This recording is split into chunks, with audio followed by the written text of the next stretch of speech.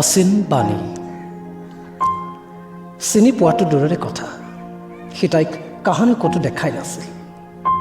তথাপিতো যেন বহুত পুৰণি আপোন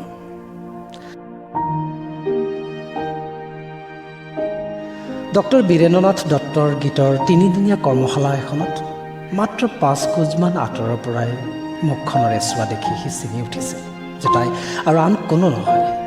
তাই কেৱল বাণী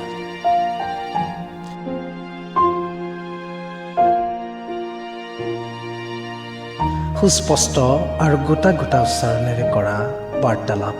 ভাহি আহি তাৰ কাণত পৰিছিল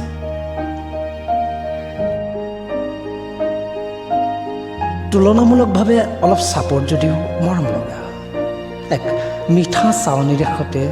তাই হাইলাখ অস্তমিত সূৰুজৰ আভাৰে গাভৰু হোৱা লুইতৰ বুকুখন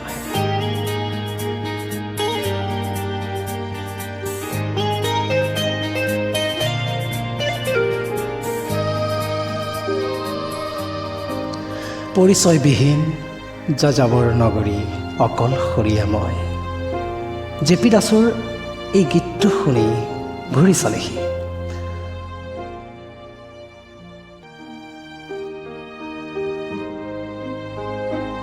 অন্তুৱে তাৰ কাম শেষ হোৱাত কম্পিউটাৰটোত গীতটো বজাই দিছিল অৱশ্যে গীতটো বজাই দিয়াত অচিনেও বেয়া পোৱা নাই সেইটো তাৰ প্ৰিয় গীতবোৰৰ এটা তোৰ সতে মিলিছে দে গীতটো অন্তুৱে ক'লে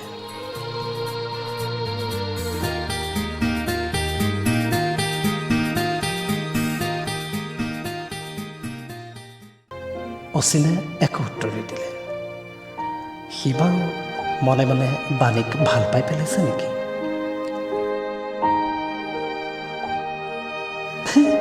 কিবোৰনো চিন্তাই যে মোক আগুৰি ধৰে দেই অচিনে মনে মনে ভাবিলে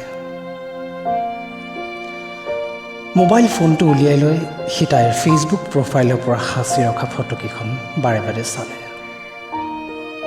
কৰোঁ কি নকৰোঁ কৈ হোৱাটছএপত এটা মেছেজকে কৰিলে কি কৰিছা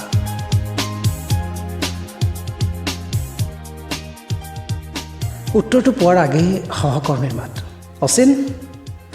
তোমাৰ কবিতাটো খুব সুন্দৰ হৈছে দেই কালিটো খুব ভাল হৈছে কম শব্দত তুমি বহুত কথা বুজাইছা বাণীও তাক কবিতাটোৰ বিষয়ে কৈছে ভাল হোৱা বুলিয়ে কৈছে মুখত ফুটো কি নুফুটো কৈ হাঁহিয়ে মুখৰা লৈ আকৌ কামত ব্যস্ত হৈ পৰিল